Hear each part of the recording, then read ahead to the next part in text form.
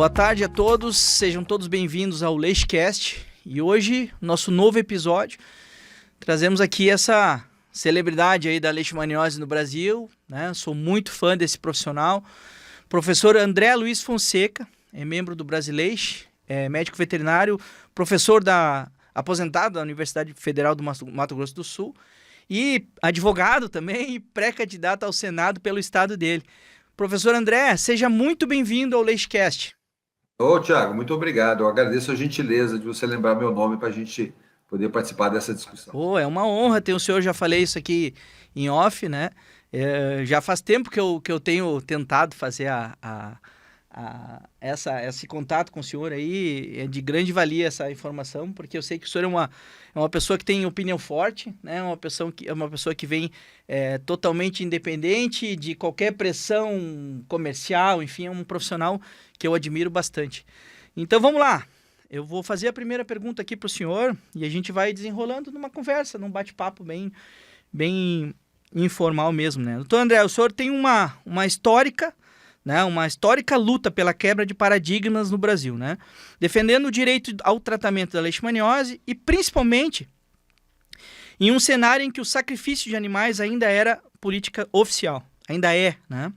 O que mudou de lá para cá, desde que surgiu a possibilidade de tratar, e onde o Brasil precisa avançar mais aí? O que o senhor acha a respeito disso no atual cenário? Thiago, é aquela história, né? A leishmaniose ainda, infelizmente, ainda é uma doença negligenciada principalmente por nós, médicos veterinários, né? Existe uma divulgação de ideias errôneas sobre a leishmaniose que ainda preocupa bastante, sabe? E quando a gente fala em questão de saúde única, a gente tem que pensar na questão da saúde única mundial. Então, o Brasil ele encara a leishmaniose dos animais, por exemplo, de uma maneira diferente que a Europa encara, que os Estados Unidos encara. Então, a gente fala em saúde única, mas a gente não faz saúde única. A gente ainda tem um preconceito muito grande, acha que o animal, o cão, é um importante, que ele é um reservatório, mas ele faz parte importante na cadeia de transmissão, que ele não faz. Eu sempre falo que o cão, né, os animais, o gato também, a leishmaniose não é doença de cachorro, é doença de mamífero. Qualquer mamífero pode ter, vaca, coelho, qualquer um pode ter, né? Mas a gente diagnostica mais no cão, tadinho, porque o cão está ali no quintal, é fácil de pegar, e a gente vê que ele está com a doença. Mas eu sempre falo que o animal, na verdade, ele é um sentinela, ele aponta um problema, que é a presença, geralmente, de um vetor transmissor da doença. E a gente cuida mais do sentinela, a gente quer abater o sentinela e a gente não abate a doença, né? A gente tem que abater o vetor. Então, a doença vetorial, como eu sempre faço o paradigma da dengue. A dengue é uma doença também causada, no caso, por um vírus, transmitida por um vetor, é uma doença vetorial, onde o único hospedeiro conhecido é o ser humano e um macaco verde lá na África, né? Mas em termos do Brasil, por exemplo, o hospedeiro é o ser humano, e ninguém fala em eutanasiar ser humano para controle de dengue, né? Porque é uma coisa absurda. É verdade. Mas é mais fácil controlar o vetor, né? É mais fácil controlar o vetor da dengue comparado com o flebotomia. Pois é, mas você vê, por exemplo, né, Tiago, na verdade, hoje, eu sempre falo isso também nas palestras, né? Hoje nós temos uma tendência a diminuir o número de doenças bacterianas e aumentar o número de doenças virais e doenças vetoriais. O aquecimento global, ele faz, por exemplo, que aumente a população de insetos, né, Tiago? E se você prestar atenção, toda vez que tem aquecimento, você tem um recrudescimento de doenças vetoriais. Leishmaniose, dengue, chikungunya, e também tem um aumento das doenças transmitidas por inseto na lavoura. Você tem aumento das pragas na lavoura, você presta atenção nisso. Então, o aumento da temperatura, ele reflete indiretamente em doenças vetoriais. Se esquenta, aumenta o número de dengue e leishmaniose. Se esfria, diminui, porque depende do inseto, né? Então, o nosso foco continua sendo muito errado, sabe? E outra coisa, Tiago, se você prestar atenção, dengue, leishmaniose já não são mais doenças rurais, são doenças urbanas, porque a gente está interferindo de uma maneira tão grave no meio ambiente que hoje nós estamos tirando o predador natural do vetor. Então, você pensa, por exemplo, na cidade. Antigamente, quem que controlava a presença de mosquito? Era a rãzinha, a perereca do banheiro, era a lagartixa, era a teia de aranha. Hoje você não tem teia de aranha, você não tem lagartixa, você não tem a perereca. Hoje, mosquito, né, Tiago, virou topo da cadeia alimentar. O que é que mata mosquito hoje numa cidade? Você não tem nada para matar. Você vai matar inseticida. Então, por que a doença urbanizou? Porque a gente está destruindo o meio ambiente. A gente está perdendo o elo da cadeia alimentar, nós estamos eliminando os indivíduos que controlam os mosquitos das doenças vetoriais. Então, dengue, leishmania, tudo isso agora é doença urbana, não é mais doença rural. E há de se repensar todo esse controle, né? Porque envolve toda uma saúde única, né? Que a gente, por vezes, está pecando aí, né? Não, com toda certeza a gente está pecando, né? Porque não tem sentido uma doença que era rural virar uma doença urbana. Então, hoje, o foco dessas principais doenças é na área urbana. Perfeito. A gente estava falando em off aqui, né? O senhor é um membro histórico aí do Brasileixe. Conheci o senhor através do Brasileixe. Admiro muito as suas explanações sempre que tenho oportunidade de ouvir, né? E a gente sabe que o Brasileixe, querendo ou não, é um divisor de águas na padronização, principalmente em questão de protocolo de diagnóstico e tratamento. Como é que o senhor enxerga, assim, de fato, um impacto dessa iniciativa da formação desse grupo na saúde única e na questão de tratamento de leishmaniose hoje no Brasil? Nesses dois pontos, assim, porque são duas coisas que não necessariamente andam juntas, né? A questão da saúde pública e da questão do tratamento, que a gente está falando de indivíduo, né? O que o senhor acha, então, em relação a isso aí, em relação ao papel do Brasileixe hoje nessas duas questões? Tiago, eu acho que o Brasileixe ele veio ser um divisor de águas, né? Quando a gente começa a discutir a questão da leishmaniose, né? Eu sou um pouco mais incisivo, né?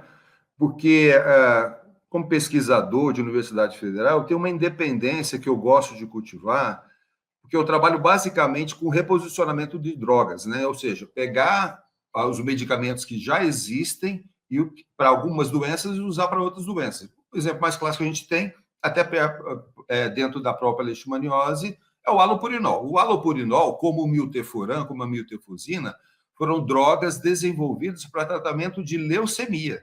Só que também funcionaram, observou-se que funcionavam também para controle da leishmaniose.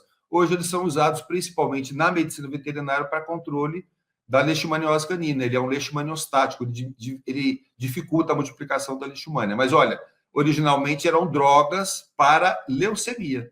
Então a gente nota que existe uma série de drogas, Tiago, que a gente pode utilizar hoje para tratamento de várias doenças diferentes, né? A gente tem a hidroxicloroquina. A hidroxicloroquina, que é um medicamento que é usado para malária, que, na verdade, é um medicamento que diminui a produção de anticorpos. Então, a cloroquina, que é usada para malária, ela também é utilizada para doença autoimune. Por quê? Porque na doença autoimune, você tem um perfil TH2 mais produtor de anticorpos. Então, a hidroxicloroquina, ela diminui a produção de anticorpos. Ou seja, para qualquer doença onde a patologia envolvida está a produção, uma hipergamaglobulinemia, a cloroquina ela vai funcionar muito bem. Então, existe uma série de drogas hoje, e a Organização Mundial da Saúde, Tiago, desde 1987, ela fala o seguinte, olha, nós temos muitas drogas, e essas drogas elas são pouco estudadas. Nós deveríamos usar essas drogas, que a gente sabe que existem, para tratar outras patologias que possivelmente elas vão funcionar. E o interesse comercial acaba falando mais alto, não é, senhor acha? O interesse comercial acaba... Não, sem dúvida. Porque hoje, por exemplo, eu vejo muita questão da discussão sobre antibióticos, né? O uso de antibiótico, a resistência. Tiago, hoje o ser humano quase não morre de doença infecciosa, se você prestar atenção. Lembra aí da sua família, seus conhecidos, alguém que tenha morrido de pneumonia, que tenha morrido de diarreia bacteriana. Talvez meus dois, meu pai e minha mãe, faleceram por infecção hospitalar multiresistente, né? Por bactéria multiresistente. Multiresistente. Então, aí que acontece. Mas onde surge a infecção hospitalar multiresistente? Dentro do hospital. Hoje, o hospital ele é muito mais perigoso que o ambiente aberto, né? Eu lembro quando, na época de faculdade ainda, o pessoal da medicina chegava para a gente e falava, nossa, mas vocês fazem cirurgia em campo, no meio do pasto, né? E não dá infecção. Olha, se você pegar os livros de microbiologia, você vai ver que num centro cirúrgico, você tem aproximadamente 1 milhão de bactérias por metro cúbico. 1 milhão de bactérias por metro cúbico em um centro cirúrgico. Enquanto no pasto, no ambiente aberto, nós temos 50 bactérias por metro cúbico, Tiago. Então, existem uns preconceitos, né, que não são comprovados pela medicina. Então, o centro cirúrgico, apesar de toda a antissepsia, de toda a asepsia, ele é um local mais contaminado que o pasto, por exemplo. Então, são coisas que a gente precisa reverter, né? São concepções que são erradas, né? A gente precisa reverter. Mas, enfim, o que a gente nota hoje é que as pessoas morrem mais de quê? Doença degenerativa, de os homens, né, de acidentes e de câncer, que é o normal do indivíduo velho, né? Aparecimento de câncer e doença degenerativa. Essa é a tendência nossa também. E em relação à saúde única, né? A gente está falando de questão da iniciativa prática, na prática clínica. A gente sabe que o Brasileiro tem uma questão importante que é as diretrizes de estadiamento. E o que o senhor acha que a gente poderia fazer mais, né, nessa questão de saúde única? A questão da saúde única, a gente precisa inserir o médico veterinário nessa discussão de uma maneira mais assertiva. O que eu noto hoje, desde o começo, lá em 2008, quando começou essa discussão de querer proibir o tratamento da leishmaniose, volto a falar que o tratamento ele nunca foi proibido, né? A portaria, eu entro com várias fundamentações. Primeiro que é uma portaria, né? Uma portaria, legalmente falando, é um instrumento que o administrador coloca na porta do edifício, né, da administração, para regular atitudes internas, convenções internas. Então, por exemplo, ele pode botar uma portaria, o ministro vai botar uma portaria, falando, por exemplo, que a hora do cafezinho não é mais das 7 às 8, é das 8 às 9. Então, a portaria, ela vige para dentro da administração. Uma portaria jamais poderia proibir o tratamento de uma doença, né? Como se diz em direito, mutatis mutandis, né? Ou seja, comparando, se o ministro da Agricultura da Saúde pode proibir o tratamento da leishmaniose canina, ele pode proibir o tratamento da AIDS, ele pode proibir o tratamento da dengue, e o ministro não pode fazer isso, ele pode regulamentar, ele não pode proibir. Quem proíbe é a lei em sentido estrito, e quem produz a lei em sentido estrito é o Congresso Nacional. Então, a gente começa primeiro com uma discussão técnica, né? Sobre quem pode fazer alguma coisa, então. Então, o ministro não pode proibir nada. Essa foi a discussão jurídica que nós levantamos lá em 2008. Outra questão, a leishmaniose, ela é uma doença absolutamente tratável, né? E tem tratamento para ela. Falta uma questão de interesse. O problema também, que aí entra no meu campo, né, da questão da medicina utilizando a reposição das drogas, ou seja, drogas que já existem para outras coisas que funcionam também, é um problema que não interessa comercialmente, né? Os laboratórios eles precisam lançar produtos. E produto velho não dá dinheiro, principalmente que produto velho, muitas vezes, ele é muito barato, né? A produção dele é muito barato, perde a patente. Então, há uma necessidade de lançar produtos. Então, quando você trabalha com reposicionamento, você não encontra apoio comercial para a avaliação desse posicionamento, nem para a pesquisa científica, nem para a utilização dessas drogas, né? A gente entra aí num nó górdio, que nós deveríamos ter uma independência para poder produzir ciência, mas, infelizmente, nós sofremos a pressão do mercado. O mercado não deixa você usar produtos antigos, porque ele quer lançar produtos novos, né? Só para poder, vou pegar o fio lá atrás, quando eu comentei sobre a questão das doenças bacterianas, hoje, Tiago, existem mais de 50 mil tipos de antibióticos que já têm a patente registrada, só que não se lançam porque não há interesse, né? Porque já tem antibióticos funcionando. Então, a partir do momento que os antibióticos começarem a apresentar resistência, os laboratórios já têm estudos de outros tantos milhares de antibióticos possíveis. É uma questão de interesse comercial. Tá, mais um detalhezinho em relação à questão de tratamento. A gente sabe que essa questão da legislação que ainda existe, né? E aí talvez o senhor possa me explicar melhor. Eu sou só veterinário, o senhor ainda tem esse plus aí que é a advocacia, e não só um advogado, mas uma pessoa extremamente bem informada em relação a isso. Como que a gente pode mudar? Eu sei que o senhor está pré-candidato ao Senado, aí a gente bota muita fé que a questão da saúde única possa ser levada, né, ao Legislativo. É uma esperança muito grande. Aí, pena que eu não estou aí no Mato Grosso do Sul para votar, para votar junto, mas a gente quer muito que isso mude, né? Então, o que a gente precisa fazer politicamente para mudar essa questão dessas cartilhas que ainda tem, antigas, né, que falam em eutanásia como controle, que simplesmente colocam uma faca no pescoço de um tutor ou de um protetor, indicando um tratamento com uma droga que ainda é cara, né, ou a opção da eutanásia, né, e em alguns locais do Brasil eu vejo isso com grande frequência, as pessoas ainda com medo da vigilância, medo de notificar uma doença que precisa ser notificada, medo de notificar pelo simples fato de que as autoridades sanitárias ainda atormentam e afugentam as pessoas, porque colocam aquele medo de que vão arrancar o cachorro da pessoa e que vão levar esse cachorro para o eutanásia. Como mudar esse cenário na cabeça das pessoas e na cabeça das autoridades sanitárias, mas trazendo isso de lá de cima, lá do legislativo? O que a gente pode fazer nesse futuro aí? Eu acho assim, sabe, na minha experiência, o direito, ele reflete a sociedade.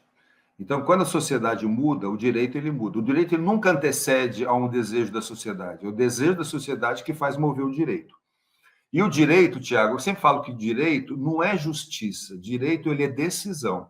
Tanto que os tribunais superiores, todos os tribunais superiores, eles são em número ímpar, né? O STF é em 11. Por quê? Porque tem 4 que pensam de um jeito e tem 7 que vão pensar do outro, por exemplo. Entendeu? Então, existe sempre a ideia da maioria. Então, nem sempre a ideia da justiça. Então, daí da necessidade dos tribunais eles serem ímpares, porque por uma mesma razão, 4 pensam de uma maneira e 3 pensam de outra. Então, a maioria ganha. Então, você nota que não há uma verdade absoluta, né? A minha grande frustração, na verdade, é com o próprio Conselho Federal de Medicina Veterinária, porque eu acho um conselho muito fraco. Sempre achei um conselho muito fraco. Sempre briguei muito com a questão do conselho. Primeiro, agora, enfim, está tendo uma discussão mais justa sobre o número de faculdade veterinária, que é um absurdo, né, Tiago? O Brasil ele tem mais faculdade veterinária do que todo o resto do mundo somado. O Brasil tem 560 faculdades veterinárias, Tiago. É assim, e o resto do mundo tem 500. Então, assim, é uma coisa desproporcional. Não sou eu que falo isso, não. Gente que chega no mercado, né? Então entra numa IA, bota numa IA. Então, assim, o Brasil, em questão de educação, o Brasil precisa de educação fundamental e educação superior de qualidade.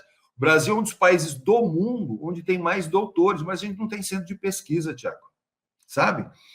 Então, eu sempre vejo muito essa preocupação também, inclusive fazendo uma passagem geral aqui, né, dos nossos colegas, né? Eu tenho doutorado porque eu sou professor universitário. A minha carreira exige que eu tenha doutorado. Mas um clínico não precisa ter doutorado. A função de um doutorado é tornar a pessoa um pesquisador. O mestrado é tornar a pessoa um professor. Agora, o profissional ele tem que ser especialista, ele tem que conhecer da matéria que ele trabalha. Especialista em nefrologia, em cardiologia, ele não precisa ser doutor, porque ele não vai ser um pesquisador, a não ser que ele queira produzir material científico, ele tem que ser doutor. Então, essa questão do doutor ser melhor que o especialista é uma coisa que é furada. E a gente precisa do apoio, sim, do Conselho Federal. O Conselho Federal ele é perdido sobre isso. O Conselho Federal tem que ser mais incisivo. Porque, olha, Tiago, se o veterinário deixar de tratar leishmaniose, não tenha dúvida que o leigo, o tutor, vai tratar sozinho. E nós vamos desprestigiar a medicina veterinária. Por quê? Realidade, porque leishmaniose tem tratamento, Tiago. Então, você chega, não, o animal eu vou eutanasiar. Tiago, o tutor que ama o seu animal, e o animal hoje, para ele, nós temos hoje a chamada família multiespécie, onde se insere na família o cão, o gato, o animal exótico. Esse animal, que para nós é um animal, ele é hoje um membro da família. Ele merece um tratamento mais digno. Então, não adianta eu vir com uma visão de cachorro, como eu tenho hoje uma visão também atropelada de boi, né? Animal para abate. Não é isso. Então, se o veterinário ele abrir mão do direito que ele tem, do precedente que ele tem de ser o curador de animais, as pessoas vão tratar por conta própria, não tenha dúvida quanto a isso. Então, o conselho tem que ser mais incisivo e tem que entender a nova realidade da medicina veterinária. Tem que entender hoje a importância do conceito do animal senciente, do animal que tem sentimento, que sofre, que morre quando o tutor viaja e deixa sozinho. Então, nós estamos muito atrasados nisso, nós estamos muito ainda na parte econômica da medicina veterinária. Tudo bem que tem que existir, né? Ainda tem que existir, mas nós precisamos dar um passo corajoso para frente. Então, sem o apoio do Conselho Federal, e o Conselho Federal ele é omisso, ele é lento, ele é muito devagar nesses conselhos, nós precisamos de um conselho século XXI. Agora eu vi recentemente a presidente do conselho falando que está judicializando a questão da medicina veterinária ser EAD. Isso é uma coisa que, assim, nós temos que discutir isso com muita coragem. Eu judicializei a questão da leishmaniose em 2008. Por quê? Porque em 2008 se matava cachorro com um teste só, um exame só, e sem direito à contraprova. Depois que eu propus a ação, são obrigatórios 2 exames e o tutor tem direito à contraprova. Então, infelizmente, judicializar, Tiago, não é querer brigar, é querer procurar justiça. Eu entendo dessa forma, sabe? E nesse cenário de Conselho Federal e né, já pensando no senhor já no Legislativo, como que seria essa articulação assim para tentar mudar isso? Porque a gente sabe que são feitos de pessoas, né? São pessoas, não é um órgão, né? E são pessoas que, né, que estão ali para ajudar, muitas vezes não têm a capacidade ou não tiveram a oportunidade de resolver da melhor maneira possível. Como é que o senhor vê assim essa interação entre o Legislativo e os conselhos e o Conselho Federal, por exemplo, para mudança nesses paradigmas? Eu fui durante 4 anos, eu fui aqui em Campo Grande, né, no Mato Grosso do Sul. Eu fui vereador, fui presidente da Comissão de Bem-Estar Animal, vice-presidente da Comissão de Saúde. E o que a gente nota na política, viu, Tiago, é que, infelizmente, o poder cheira o poder, sabe? Então, quando a pessoa está no poder, ela esquece o objetivo dela, o que ela queria no começo, e começa a se aninhar dentro do poder. E não gosta do poder e não quer sair do poder. Eu, por exemplo, aqui em Campo Grande, dos 29 vereadores, eu fui o único que não fui candidato à reeleição, porque eu acho errado reeleição. Eu acho que o fôlego é importante. O indivíduo que entra novo no campo de futebol, o indivíduo que entra substituindo alguém, ele entra com energia, com mais disposição. Então, eu acho um prejuízo para a democracia qualquer tipo de reeleição. Eu acho que deveria ter um mandato e depois desse mandato vem outra pessoa para substituir, sabe? Mas sempre tem aquela história, não, mas o mandato é muito curto, não dá para fazer nada. Olha, a gente não pode fazer as coisas da nossa cabeça, Tiago. Tem que ter um plano, tem que ter por exemplo, a presidente do conselho, ela tem que trabalhar para o conselho, não para poder fazer alguma coisa pessoal dela, algum projeto pessoal. Não se pode ter projeto pessoal na política. Nós temos que ter projeto de Estado, não projetos de governo, não projeto daquele que faz. Então, entrando na política, é importante que nós tenhamos essa dimensão da importância do poder da política de mudar. E o foco da política tem que ser o interesse que a gente defende, e não nós como pessoa física. Então, eu acho importante, por exemplo, se eu tiver a felicidade de entrar no Senado, chamar o conselho para participar efetivamente, trabalhar com políticos. Olha, o que nós podemos fazer? Quais são as políticas que interessam à medicina veterinária? Não é o médico veterinário, são coisas diferentes. Qual é a política que interessa à medicina veterinária, que interessa ao cliente da medicina veterinária, que é o cidadão? Hoje as pessoas estão muito focadas na questão de bem-estar animal. Hoje é um apelo muito grande pela questão do bem-estar animal, pelo respeito aos animais. E nisso, Tiago, a gente precisa ter consciência. Nós precisamos trabalhar unidos. Não é só a saúde que tem que ser única. Nós precisamos ter uma visão única de bem-estar animal em todos os sentidos. Com alguma pergunta básica, assim, de avaliação de função renal e coisa e tal. E aí, assim, eu queria deixar para uma segunda pergunta a história da proteinúria. Eu gostei muito do que tu falou aquele dia lá na palestra da proteinúria. Então, quando a gente falar dos exames, desse início aí da questão dos exames, tu até cita a proteinúria, mas vamos esmiuçar um pouquinho mais a proteinúria na segunda pergunta, porque daí eu quero dar um foco maior ali, porque eu acho que aquela explicação que tu deu ficou muito, muito, muito boa da gente, né, de entender bem ali. Tá? Podemos começar? Podemos. Então, vamos lá. Meu nome é Patrícia, né? Patrícia, Então, Patrícia, eu vou te deixar na tela cheia, tu vai só te enxergar, tá?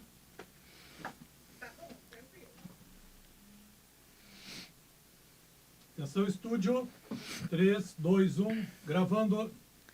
Olá, sejam todos bem-vindos ao nosso novo episódio do Leishcast. Hoje, com essa celebridade da medicina veterinária, a doutora Patrícia Mosco. Ela é nefrologista veterinária PhD, né, professora e palestrante internacional. Ela é autora best-seller e ela é assim, ó, ela tem uma frase aqui no Instagram dela que eu gostei muito e me identifiquei muito, né? Traduzo com amor a medicina veterinária. É algo que a gente que entra na profissão porque gosta, porque ama os animais, né? É exatamente isso que a gente tenta expressar no nosso dia a dia. Meus parabéns, gostei muito da frase. Doutora Patrícia, seja bem-vinda ao nosso Leishcast. Exatamente. Então, a primeira coisa, foi criada uma lei, né, uma normativa que fala da obrigatoriedade da notificação. Ponto final. Faltou o regulamento. É o regulamento que é feito pelo executivo que vai falar para quem que você vai notificar e como tem que ser essa notificação. Falta, na verdade, Tiago, uma regulamentação. Você tem toda a razão no que você está argumentando. Quem precisaria fazer essa notificação? Conselho Federal de Medicina Veterinária.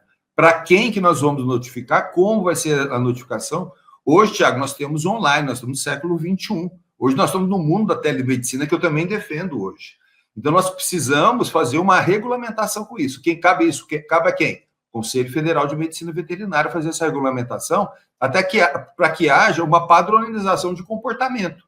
Porque, na verdade, quando você notifica, o que você está querendo com a notificação, Tiago? Eu quero saber se apareceu determinada doença. E qual deveria ser a consequência da notificação? Olha, notificado que apareceu um animal com leishmaniose no bairro tal, da cidade tal, você deveria fazer um levantamento epidemiológico no local, 50 metros para baixo, 50 metros para cima, analisar todos os animais, observar se tem criança doente ou não. E o que se faz com essa notificação, Tiago? Não se faz nada. É mais um número que vai para o controle da saúde do município, do estado, sei lá para onde vai. A gente não sabe para onde vai. Então, o objetivo da notificação é melhorar a forma de bloqueio, como acontece, por exemplo, na febre aftosa, ou nas doenças que a gente viu agora, a gripe aviária. Então, notificado o caso, faça um isolamento numa área, num perímetro de 6 quilômetros, todos os animais são eutanasiados, é observado se tem a identificação de focos. Então, nós precisamos ter um manejo da leishmaniose que não é feito. Esse é o grande problema. E outra coisa, quem recebe a notificação pede, pelo amor de Deus, para não ser notificado, vamos falar a verdade. Porque senão ele vai ter que tomar precauções que ele não vai conseguir tomar. De novo, apareceu um animal com leishmaniose. Você faz o levantamento epidemiológico do quarteirão, você avalia todos os animais em volta, para ver se esses animais estão contaminados. Você faz uma pesquisa, se vê se tem alguém com sintoma, se tem criança com sintoma de leishmaniose. Não se faz isso, Thiago, infelizmente. Certo. Então, quando eu peço a ureia, eu não peço a ureia para avaliar a taxa de filtração glomerular. Eu peço a ureia para avaliar se existe um componente extra-renal associado. E, geralmente, esse componente extra-renal é intestinal. Então, se eu quero avaliar a função renal, eu tenho que avaliar por meio de outros exames ou de outras avaliações clínicas, não só laboratoriais. Estas outras... Exatamente. Eu vejo aqui em Campo Grande, por exemplo, que não há uma verba destinada para controle do mosquito da leishmaniose, mas tem uma verba destinada para o controle da dengue.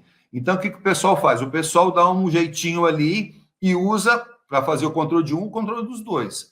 Mas não existe uma política, porque não existe um financiamento voltado para o controle da leishmaniose.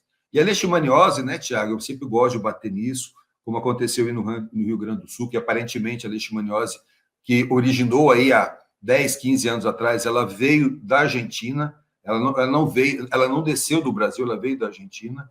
Então, nós precisamos de mais levantamentos, por exemplo, uma coisa que eu bato muito na questão da transmissão da leishmaniose vertical, a mãe contaminada passando para a cria, essa cria vai depois, então, ela pode disseminar através da reprodução, como acontece nos Estados Unidos. Nos Estados Unidos não há o mosquito transmissor da leishmaniose, só tem uma espécie de cão lá, que é o American Hound, que tem leishmaniose e que, comprovadamente, por vários trabalhos científicos, a doença se espalhou nos Estados Unidos pela reprodução dos cães e não foi por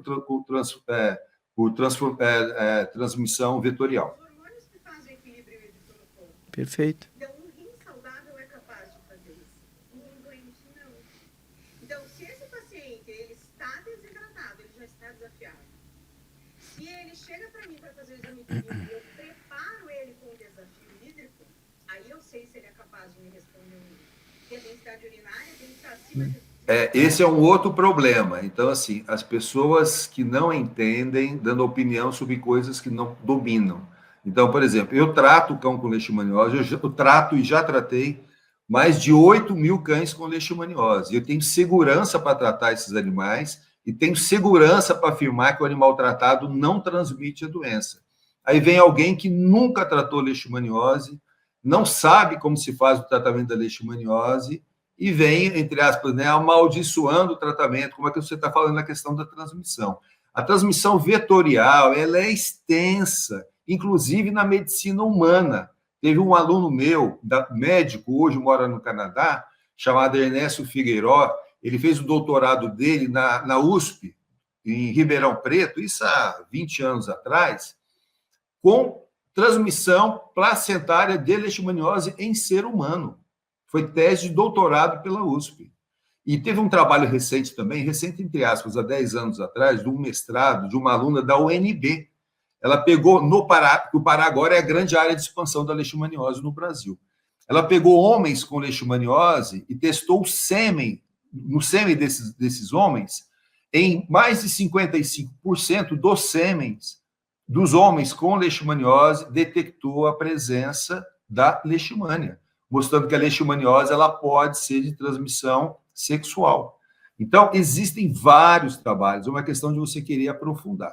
Foi um trabalho também muito interessante também, apresentado uma vez pelo pessoal do Texas, há mais de 10 anos também, no Brasileixo, no mesmo sentido, da detecção de leishmania no sêmen, detecção de leishmania na placenta. Então, de novo, né, voltamos a estigmatizar a leishmaniose, que é o cachorro, que é o mosquito. E aí começa também outra coisa, de cada 100 animais com leishmaniose, aí a gente tem que fazer um corte também, de cada 100 cães com leishmaniose, menos de 20% apresenta leishmania na pele. Então, essa possibilidade de contaminação. Então, muita coisa, Tiago, tem que ser esclarecida. A pressão arterial, né? A gente é de uma geração de que não tinha, a gente não fazia esse tipo de exame até pouco tempo atrás, né? E assim, é de uma importância absurda, especialmente nesse paciente, né? Porque além de tu reincidir em cima do rim, de tu machucar mais o rim com essa pressão arterial alterada, tu tem outros órgãos-alvo também que tu pode ter problema, né? Sistema neurológico, nos olhos, enfim, em vários outros, né? Outros pontos, né? Tiago, se a gente for parar para pensar que pressão arterial é um parâmetro vital, assim como temperatura, assim como frequência cardíaca, é um absurdo a gente deixar esse parâmetro de fora numa É verdade. Então, no paciente renal, não se discute a importância da avaliação da pressão arterial. No paciente de clínica geral, a gente tem que começar a incorporar nas nossas condutas. Verdade. Porque para todos os pacientes, a avaliação de pressão Ô, Tiago, eu acho que tudo na vida passa, na verdade, pela educação, né? A educação pela ciência, né? Pela ciência no sentido de consciência, de saber o que acontece. Por exemplo, vou te dar um exemplo na Espanha. O CCZ da Espanha, quando ele recolhe um animal com leishmaniose, ele trata o animal. Lá o tratamento é feito com glucantime. Eles tratam o animal com leishmaniose e fica no canil do CCZ, lá de Madrid, durante 2 meses. Se em 2 meses esse animal ele não é doado, eles ligam para uma ONG, falam, olha, nós temos um animal aqui que teve leishmaniose, foi tratado, nós não conseguimos a doação do animal. Vocês querem pegar esse animal? Se eles não conseguirem doar esse animal, então o final desse animal, esse animal vai ser eutanasiado. Então, olha o respeito máximo. O animal ele é tratado, ele fica no canil, se não consegue uma adoção, é oferecido por uma ONG, porque ele não consegue acumular os animais, e depois, então, você não consegue ser um animal eutanasiado. Mas a ONG pega e geralmente recolhe esse animal. Então, olha o respeito máximo pelo tratamento dos animais. Usando o quê? Usando o glucantime, que é a droga padrão, é usado na Espanha como tratamento, é glucantime veterinário, é a mesma coisa que o humano, mas é o glucantime veterinário, usado na Espanha desde 1945.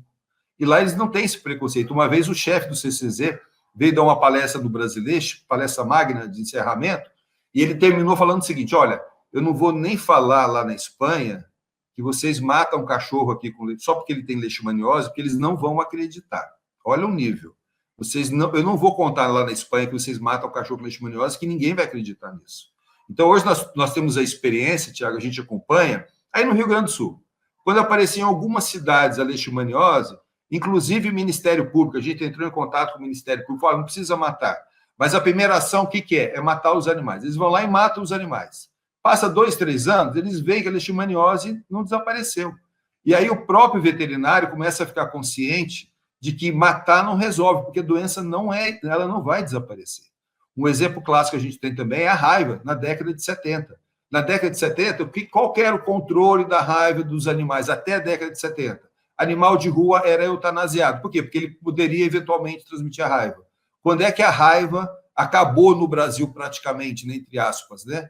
Quando começou a vacinação antirrábica no Brasil. Nós temos hoje vacina para leishmaniose.